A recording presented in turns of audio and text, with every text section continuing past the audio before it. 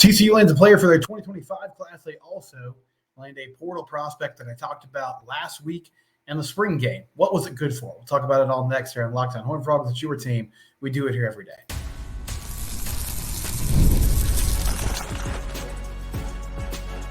You are Locked On Horned Frogs, your daily podcast on the TCU Horned Frogs. Part of the Locked On Podcast Network, your team every day. Locked On Horned Frogs, we're free and available wherever you get your podcast. Also, subscribe on your favorite podcast platform. Subscribe to the YouTube channel. I'm your host, Steven Simcox, and I want to talk about the spring game in segment 2, or if you want to call it a game, it was more of a open practice. They did some situational work, right? Just a chance for the fans to see the team in action a little bit as spring camp wrapped up.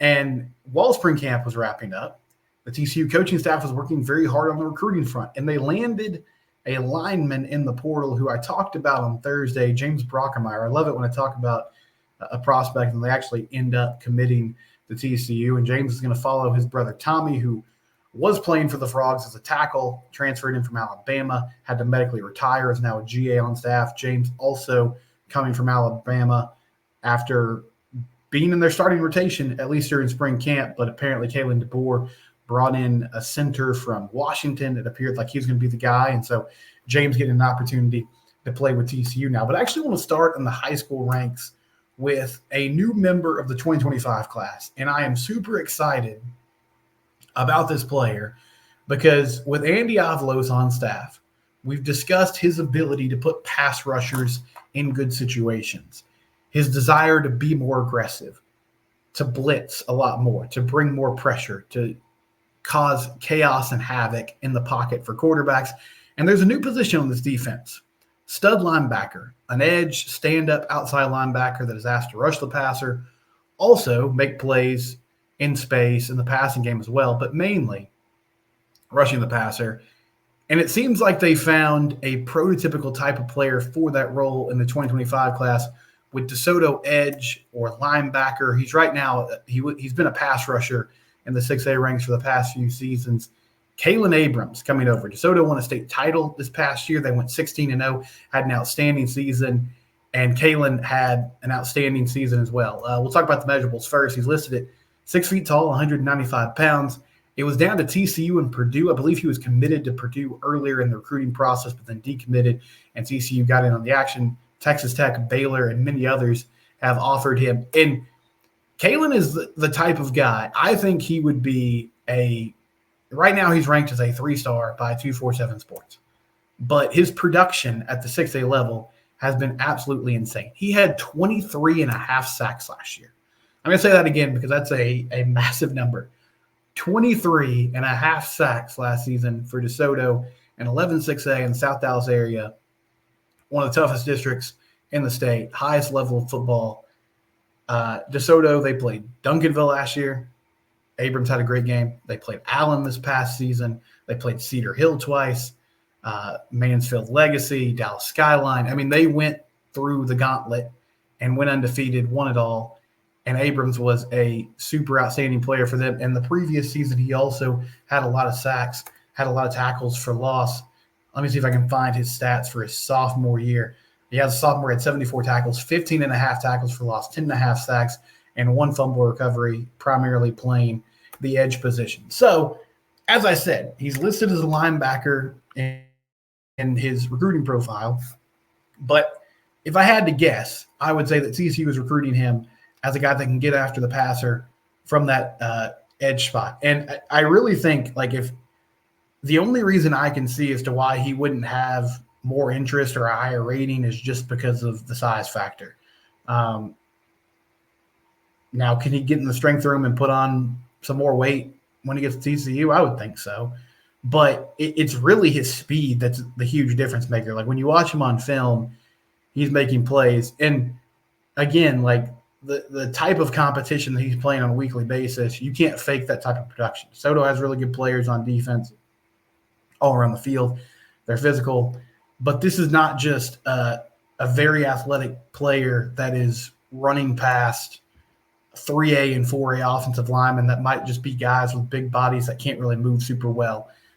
This is a young man that's making plays against the highest competition in Texas high school football and doing it against offensive linemen that are probably also getting looks from colleges across the country. And he does it with that first step and that speed. I mean, he gets off the ball, like slow developing plays, zone reads, anything where you're trying to read those edge defenders, he's blowing that up because he's just got so much ability to get off the ball and make things happen. There were multiple plays looking at his huddle tape where immediately at the snap of the ball, he's got a step or two on that offensive lineman, and they're grabbing and having to hold because he's just so explosive coming off the edge that they really can't get their hands on him. And he also showed the ability to use his strength to, get to a good spot, spin move, swim inside and go inside on guys. It wasn't always just running past people, even though that's a big aspect of what he does because he has that great athleticism and that quick twitch speed that you want.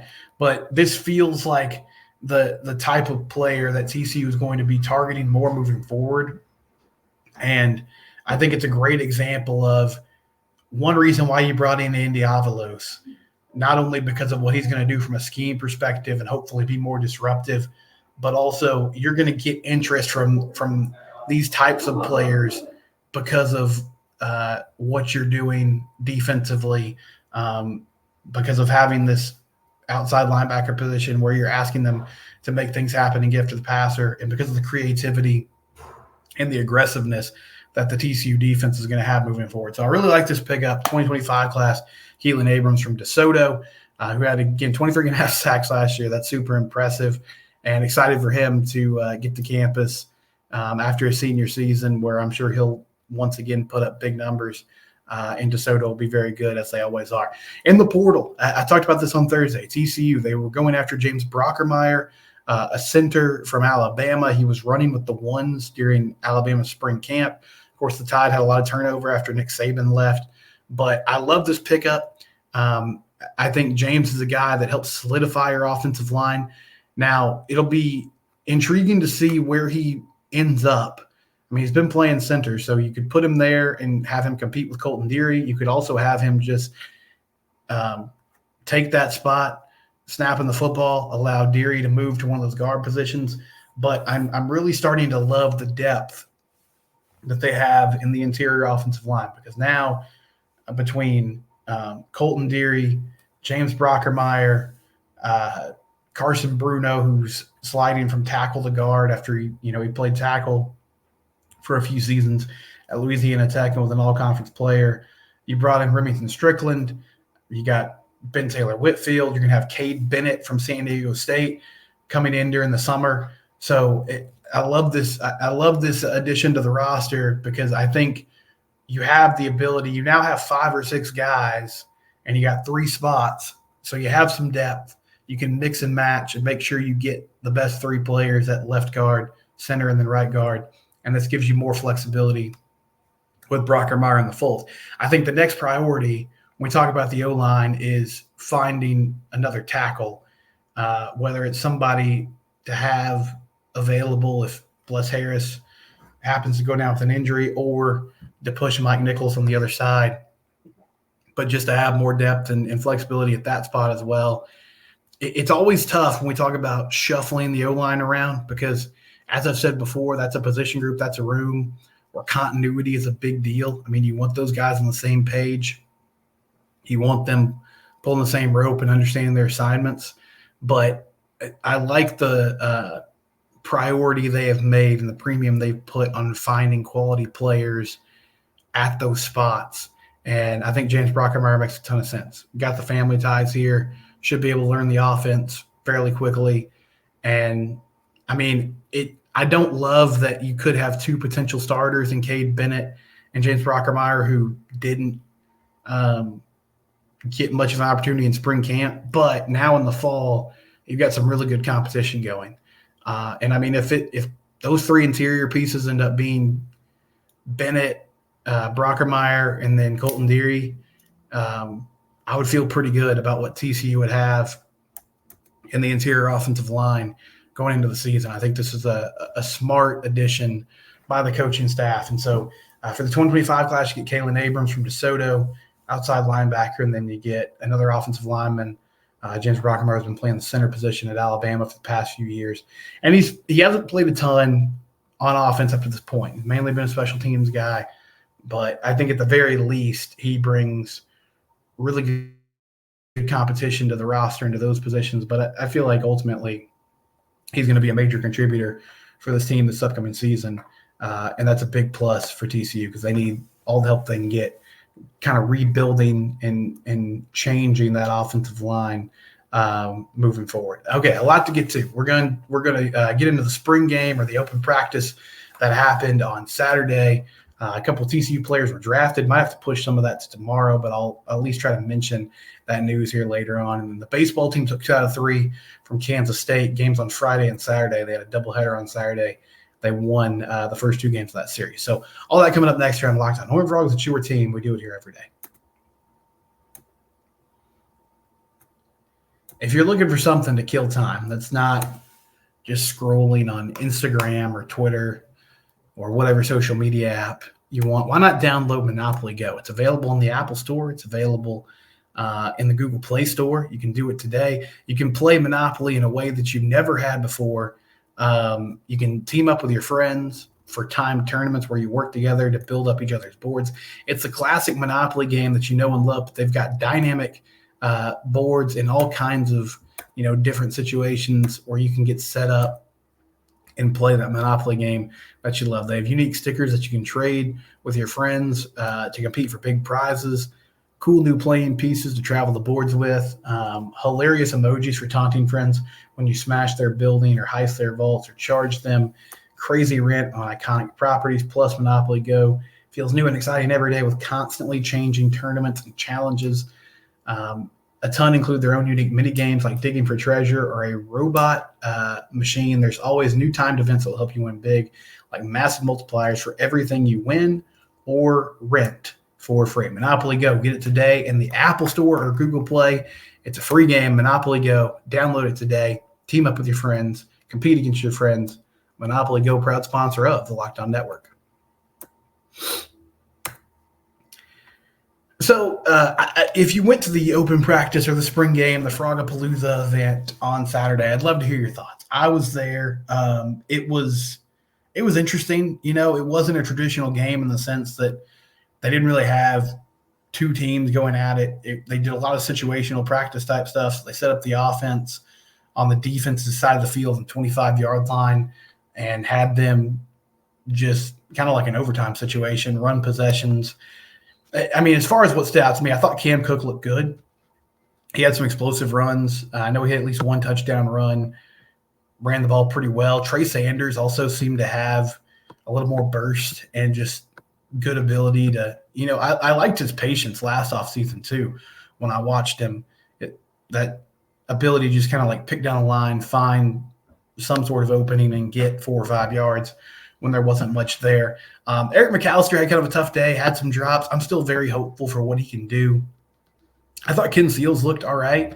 Didn't really make any risky throws, hit some guys in rhythm at times. I feel like, again, Ken's a dude that if he has to play, he can play.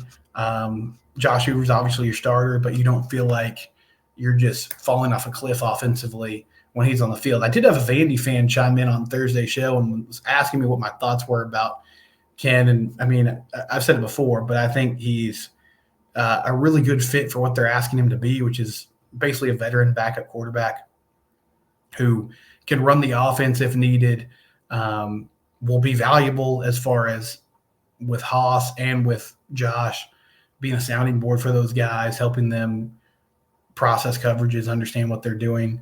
The defense got a ton of pressure, and on one hand, that's super encouraging. I like the potential of what they can do with Andy Avalos calling plays, and you saw a lot of different blitz looks. I mean, he was super aggressive in those situations, and I think that's twofold. I mean, obviously, they're trying to install as much as they can, as fast as they can, so that the defense knows like their responsibilities well. And you're going to have some growing pains, but you want to limit it as much as possible. But I also just feel like they're trying to prepare this offensive line. They struggled last year, and teams were aggressive getting after the passer. I think as the year went on and they struggled to run the ball, and they also just kind of got away from it and allowed Josh Hoover to sling it around. You saw more defenses say, okay, we're just going to kind of pin our ears back and get after this offense and see if we can stop them. And so I feel like that's ultimately going to help the defense help the offense going through the fire right now. You know, you wish Josh could have seen some of this. I know he's seen it. He's on the field, like he's getting those mental reps in, but he's not getting the physical reps of going through the plays and getting the timing down with his team and all those things. They kicked the ball pretty well, which was one thing that through camp had, with Kyle Limmerman not being there, the South Lake Carroll kicker, who will presumably be their starting kicker when the season gets going. That was something people were worried about, but they kicked the ball well. Offense stalled out at times in the red zone, which that's not a great look. Overall, I mean, I think spring camp, I would say, was a success. You got some really good reps for a young QB and Haas Haney, and then for a guy who will be kind of the break glass in case of emergency player with Ken Seals. I'm very curious to see what they do at running back. I really do like what they have with Cam Cook and the guys behind him.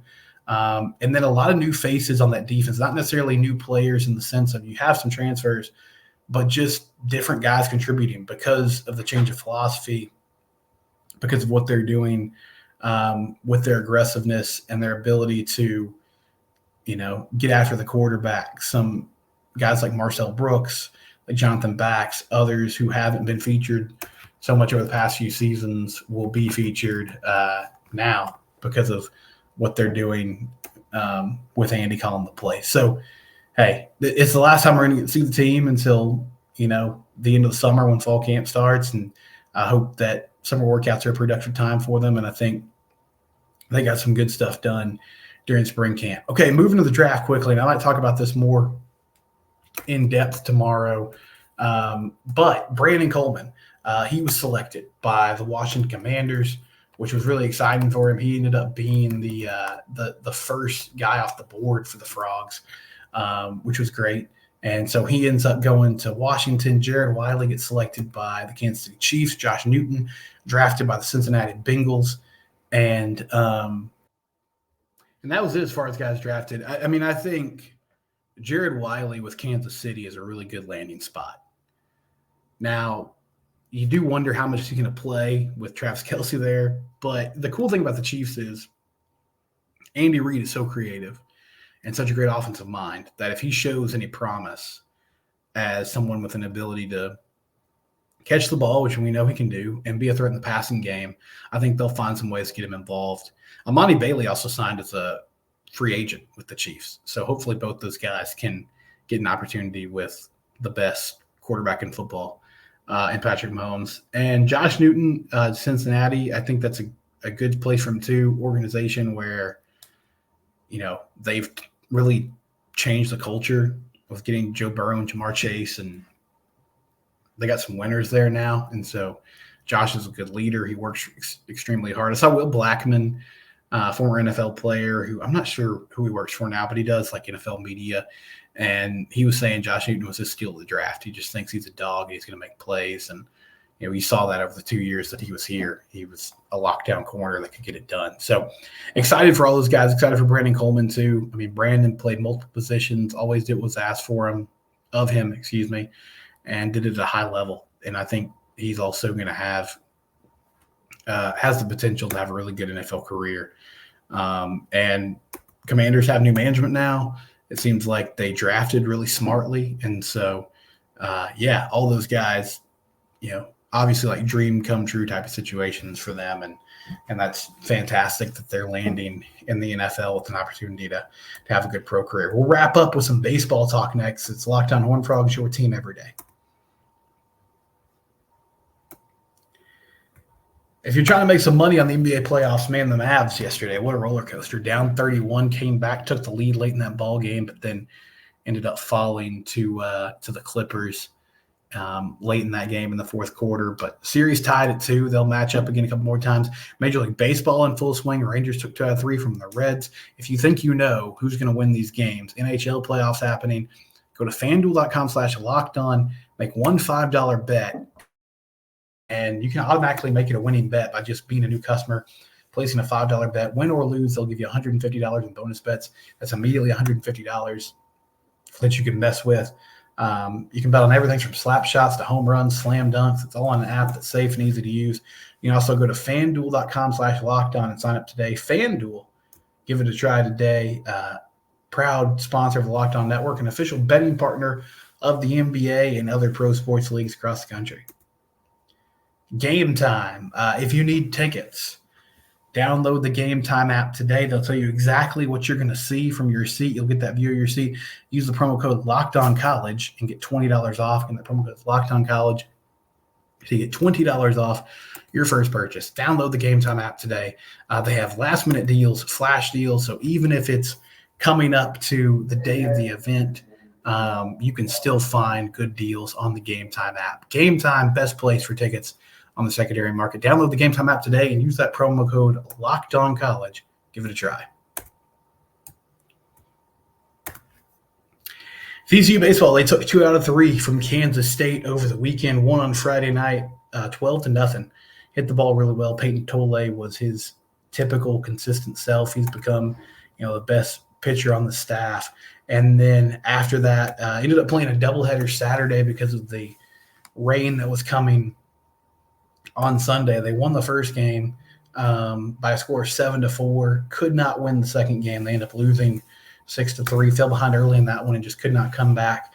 Bats looked better this weekend, which is a good sign, and hopefully it's a sign of things to come. But it's tough. I said this on Twitter. It's like taking 2 out of 3 from a decent K-State team is good. Like, you can't really complain about that. And they're 5-4 in their last 9 games, their last 3 series. They took series from Texas Tech and Kansas State. They dropped a series to Texas, but did win 1 game in that 3-game set. The issue is they're in such a hole right now that you got to get a sweep at some point. And with the inconsistency on the mound, with the inability to come through at the plate on a consistent basis, it's just been tough for this group to string 3 wins together. As far as where they stand on postseason chances, they're currently a half game back of UCF and Baylor. If the season ended today, they would not make the Big 12 tournament. But good news is it doesn't. They have a huge opportunity this weekend in Waco when they play Baylor on Friday, Saturday, Sunday. Can get an advantage over them. They're not going to play UCF, but just 6 more conference games remaining. They play Baylor. They have a non-conference series against New Mexico State, and then they close the season with West Virginia at home. West Virginia is one of the best teams in the league. Baylor is also struggling. They just got swept by West Virginia and Morgantown.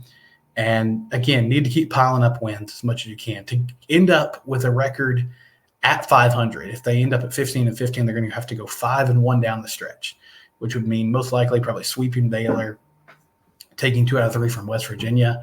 It's not impossible, but it would be tough, right? So we'll see if they can do it. I mean, I don't know. Cole Klecker didn't pitch on Sunday, or it wasn't Sunday. It was Saturday afternoon. They ended up starting Cademan Parker, and that didn't go super well. Cademan's been good for them this year. That was his first chance in a weekend starting situation, and it didn't go great. But they've tried Mason Bixby. Luis Rodriguez had another tough day on Saturday in that first game of the doubleheader.